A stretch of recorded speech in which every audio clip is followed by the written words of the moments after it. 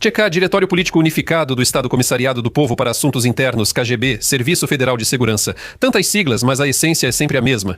Esses são todos nomes da mesma agência secreta, que há mais de 100 anos executa as tarefas mais sujas e desprezíveis da ditadura soviética e agora da ditadura russa. Por mais de um século, ela, como uma víbora, trocava de pele regularmente, mas sua essência permanecia a mesma. Por isso, todos eles podem ser chamados por uma palavra que os resume. A Lubyanka, inevitavelmente, continuava sendo não apenas a própria agência de inteligência, mas também os métodos usados por seus funcionários para alcançar seus objetivos: tortura, intimidação, execuções extrajudiciais e represálias. Esse é o cartão de visita da Lubyanka, não poderia ser dito de forma melhor. Hoje vamos abordar a principal agência de inteligência soviética e russa, seu propósito, objetivo principal e características de funcionamento.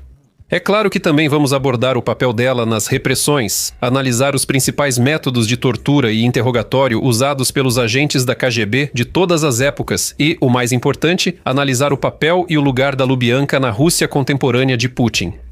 Sempre de forma concisa e objetiva. Sou Semyon, do canal Mega Show Televisão, vamos lá.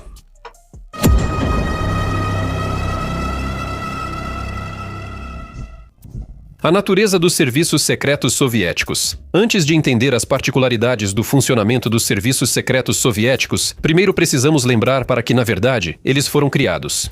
Então, algumas semanas após a derrubada do legítimo governo provisório, a quadrilha dos bolcheviques liderada por Ulyanov Lenin começou a perceber que, na verdade, eles não eram muito queridos pelo povo.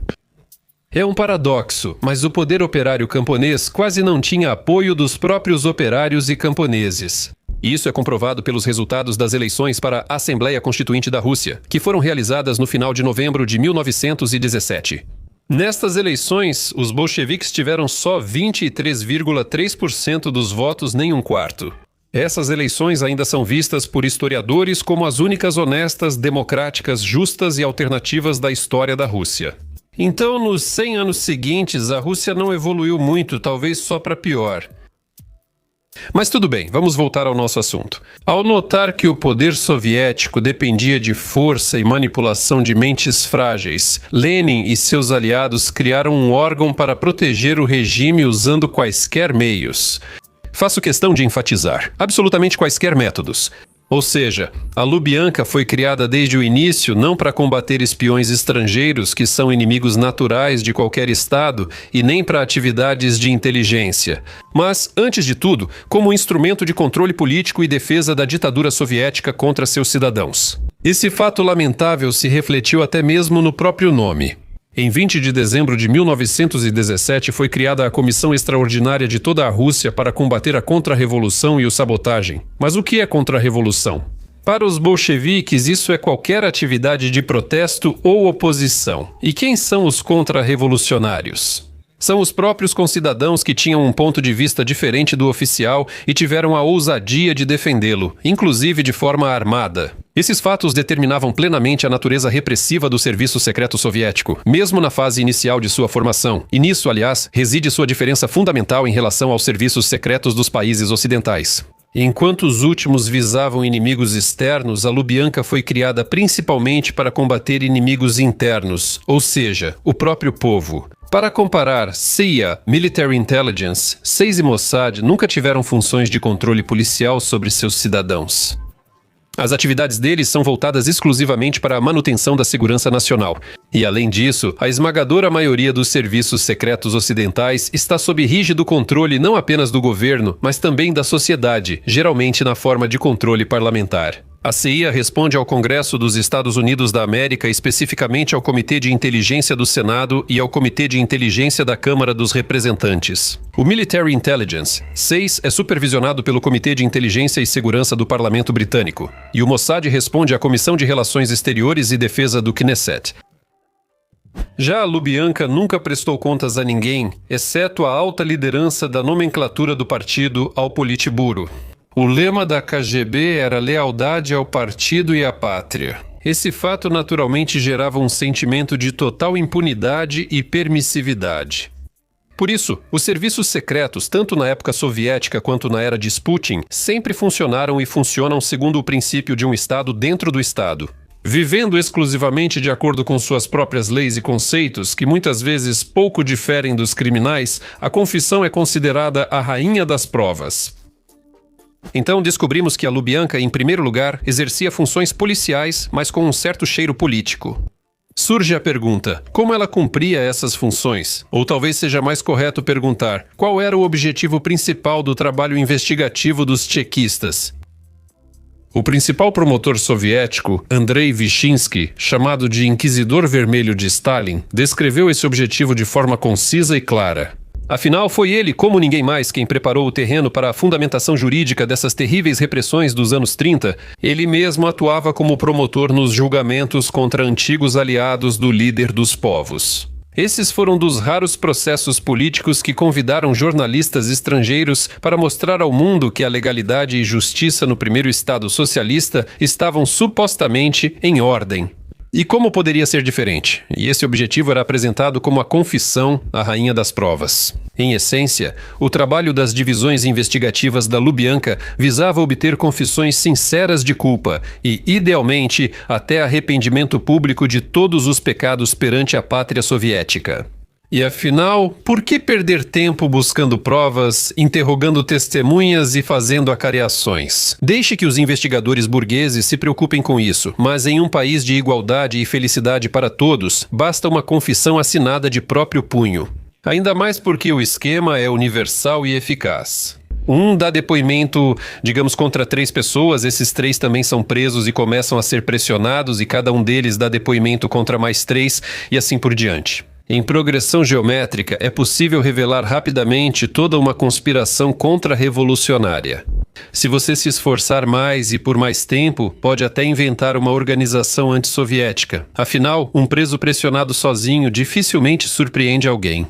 Isso é rotina para qualquer agente da KGB. Mas, se você revelar uma conspiração, pode até ganhar uma estrela nos ombros e uma promoção.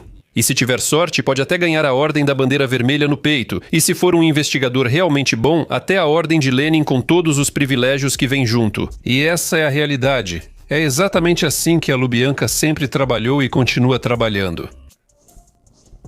Métodos de trabalho infalíveis. Mas como conseguir essa confissão sincera se o preso não fala como deveria? É preciso usar métodos especiais para fazer o cliente calado falar. Nem vou mencionar as surras banais com as mãos, pés ou objetos improvisados, isso é só o começo. Afinal, no arsenal da Lubyanka havia métodos próprios de interrogatório tão cruéis que até os inquisidores medievais poderiam invejar. Mas vamos começar com as versões mais leves, aquelas sem sangue e, de certa forma, indolores. Primeiro, havia pressão psicológica e ameaças frequentes de violência contra familiares dos presos, especialmente esposas e filhos.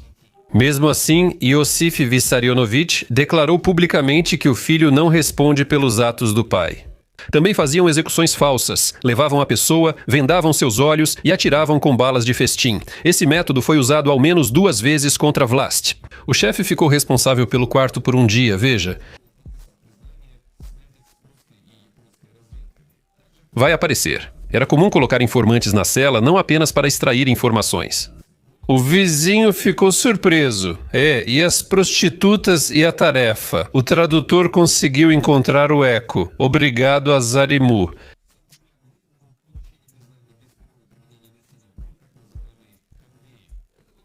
O método consistia em interrogatórios contínuos que duravam de 3 a 5 dias, às vezes até várias semanas, sem dormir. Os investigadores que se revezavam levavam o preso a um estado de exaustão física e mental completa. Quando ele estava disposto a assinar qualquer coisa apenas para poder descansar. O próximo método, em termos de crueldade, era o poste, ou seja, forçar a pessoa a ficar em pé na mesma posição por longos períodos, muitas vezes por várias horas ou dias, sem permitir que se sentasse ou se encostasse. Às vezes isso era agravado pela câmara de sufocamento, colocar a pessoa em cela pequena, lotada, quente e sem ar. Esse método era muito eficaz no calor do verão. O próximo nível de tortura envolvia provocar queimaduras térmicas, químicas e principalmente elétricas. Os agentes da KGB gostavam muito de praticar a eletroterapia. Era simples. Ligavam o fio na tomada e encostavam os fios desencapados no corpo, geralmente nos órgãos genitais. Depois de alguns desses choques, você assina qualquer coisa no protocolo. Bem, para variar, ferro de passar e outros objetos de metal em brasa, jogar ácido nos membros ou outras porcarias químicas. Métodos especialmente requintados. Para os verdadeiros apreciadores do sadismo, havia a andorinha, em que a pessoa era pendurada pelas mãos amarradas atrás das costas, além de tortura no cavalete, esticamento das articulações com cordas e a solitária com água gelada até os tornozelos. Nem dá para listar tudo. O principal é que o preso, exausto após dias de tortura, assinava o protocolo de interrogatório pronto sem nem ler, só para que as torturas parassem. E claro, esses protocolos se tornavam provas irrefutáveis de culpa. Todos os métodos especiais que mencionei e os que não mencionei eram combinados com outros. Por exemplo, aos presos eram apresentadas declarações já prontas e fabricadas de outros cúmplices, que na verdade ou eram escritas pelos próprios investigadores ou também haviam sido obtidas sob tortura. Isso dava a impressão de que o caso estava resolvido e resistir era inútil. Às vezes, ao levar o acusado a julgamento público, investigadores e auxiliares evitavam deixar marcas visíveis no corpo. Se preciso, chamavam médicos e cuidavam do acusado na enfermaria da prisão. Como podem ver, a medicina soviética gratuita cuidava até mesmo dos inimigos do povo, para depois, após a sentença, ser mais fácil dar um tiro na nuca. O tribunal mais humano do mundo. Em todos os países civilizados do mundo existe uma instância que, em essência, deve filtrar esses casos fabricados, funcionando como um filtro que impede que uma pessoa inocente sofra com o arbítrio policial. E essa instância é o tribunal, exatamente o tribunal, e mais ninguém. Deveria analisar o caso preparado pelo promotor Derla de forma crítica, com base em provas reais e, claro, levando em consideração a posição do réu e de seu advogado. Isso é chamado de força probatória das partes. Quando tanto a acusação quanto a defesa tinham oportunidades iguais, e o tribunal atuava como uma parte neutra, avaliando objetivamente todos os prós e contras.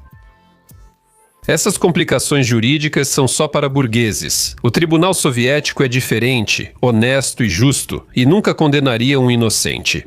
No início do poder bolchevique, em vez dos tribunais populares prometidos por Lenin, foram criados tribunais revolucionários, que julgavam não pela lei inexistente, mas pela conveniência revolucionária e instinto político. Pesado. E nem vou comentar o fato de que os membros desses tribunais muitas vezes não tinham nem formação jurídica nem qualquer outra, além de 3 anos de escola paroquial. Nos anos 20, a situação melhorou com julgamentos conforme a lei e o surgimento de vários códigos penais e processuais. Sim, os juízes aprenderam alguma coisa de algum jeito, mas entenderam uma verdade simples. Quer ficar no conforto, receber ração especial, apartamento próprio e carro oficial? Sirva ao partido e ao camarada Stalin, e nunca contrarie a camarilha da Lubianka, Diretório Político Unificado do Estado Comissariado do Povo para Assuntos Internos e depois Ministério da Segurança do Estado. E o que isso significava? KM. Correto. A afirmação inquestionável de tudo o que a promotoria escrever, se for preciso um passo à frente, será um passo à frente. Se for preciso um quarto de século, ou seja, 25 anos de campus, então será um quarto de século. Se for preciso 10 anos sem direito à correspondência. Então vamos redigir exatamente a sentença que os valorosos tchequistas precisarem. É isso que vamos escrever. A Lubianka também se precaveu aqui, caso surgisse algum juiz teimoso ou muito principista, fazendo algo inédito para qualquer estado de direito. Criaram órgãos extrajudiciais, ou seja, aqueles que não estão previstos em nenhum ato normativo sobre o sistema judiciário, mas mesmo assim atribuíram a esses órgãos funções judiciais. Essa inovação foi chamada de Conselho Especial, no Comissariado do Povo para Assuntos Internos da União das Repúblicas Socialistas Soviéticas. Aqui não eram necessários promotores ou advogados, muito menos apelações ou até mesmo pedidos de perdão. Todas essas pequenas questões da vida não interessavam aos órgãos competentes. De forma clara e simples, levavam a pessoa para uma sala separada e alguns comissários da Tcheca liam a sentença já previamente escrita. Mas nem isso era suficiente. Nos anos do Grande Terror, no tristemente famoso ano de 1937, a Lubianka conseguiu para si o poder de condenar pessoas à morte de forma arbitrária, até mesmo sem qualquer formalidade judicial, nem mesmo uma simulação de julgamento. Foi assim que surgiram as sanguinárias troicas do Comissariado do Povo para Assuntos Internos que expediam sentenças de morte aos milhares, e o resultado não demorou a aparecer. Entre 1937 e 1938, mais de 1,5 milhão de pessoas foram presas por supostas atividades antissoviéticas, com quase 700 mil executadas. Isso representa cerca de 1.000 fuzilamentos diários em toda a União.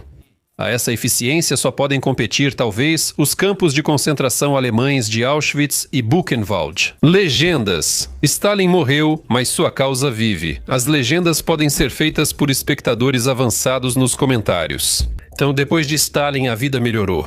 De fato, a morte do tirano sanguinário reduziu muito as repressões. O terror não cessou totalmente, mas as punições extrajudiciais foram abolidas.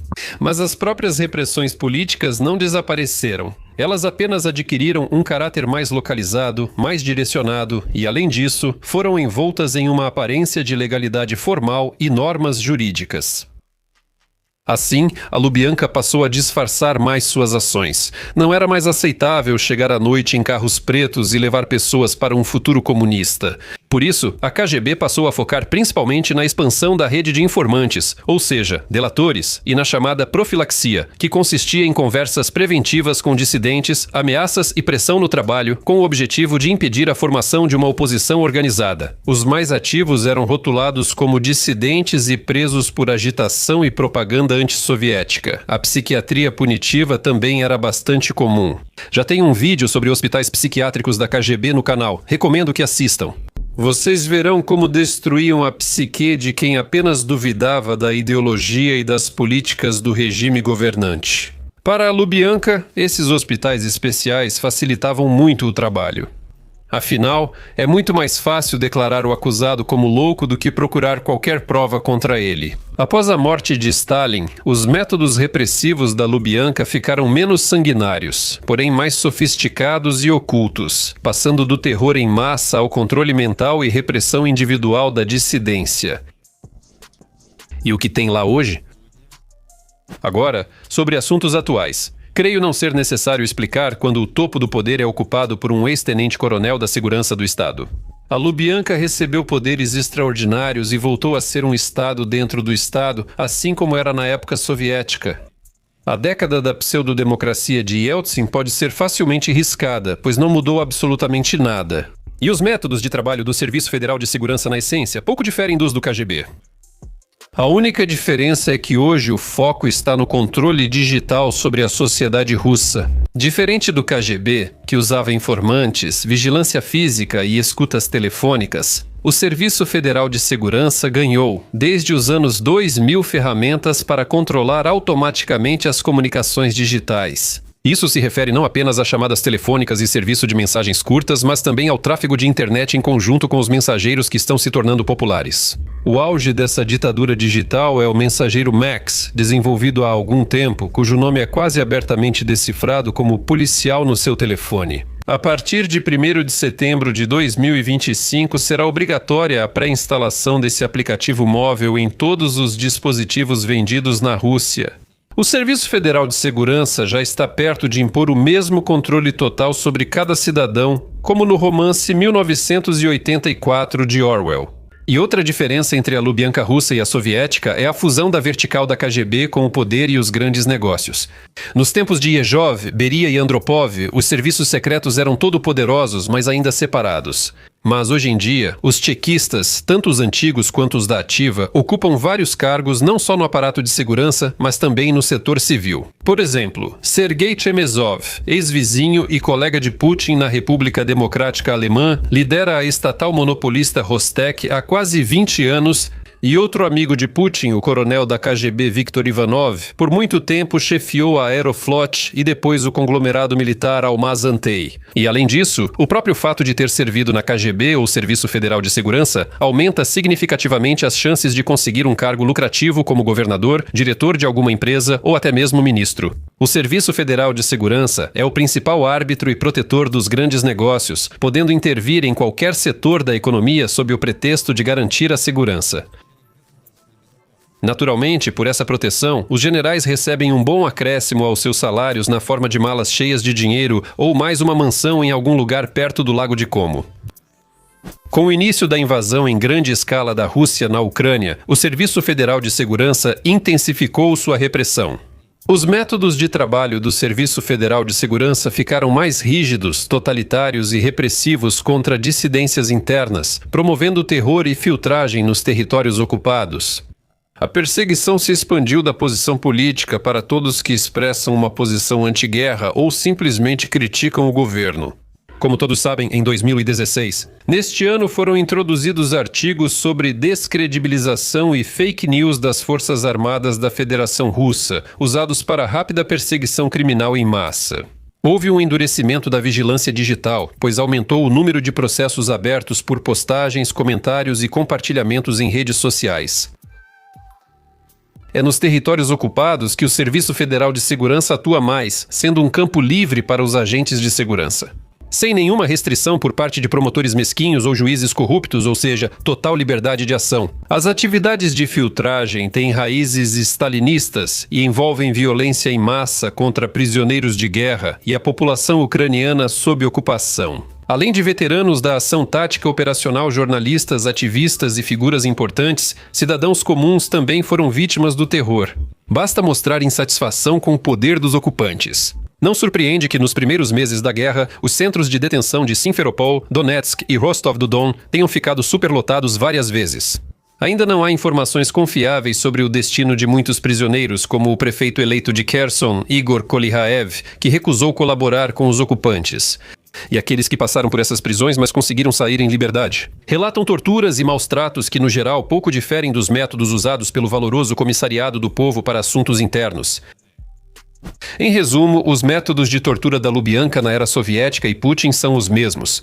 Não são sadismo de alguns investigadores isolados, mas sim uma tecnologia sistemática, sancionada e, infelizmente, eficaz para fabricar fundamentos jurídicos para repressões políticas. Ela é usada como instrumento de terror para destruir a personalidade do preso, tornando-o de cidadão a inimigo do povo. E isso vai continuar exatamente enquanto existirem os serviços secretos em sua forma atual. Se um liberal assumir o poder na Federação Russa, as reformas precisam começar pela Lubyanka, senão tudo voltará ao que era antes. Obrigado a todos por assistirem. Vergonha para todos, respeito a quem apoia o canal nesses tempos difíceis. Nos vemos no próximo vídeo. Tchau!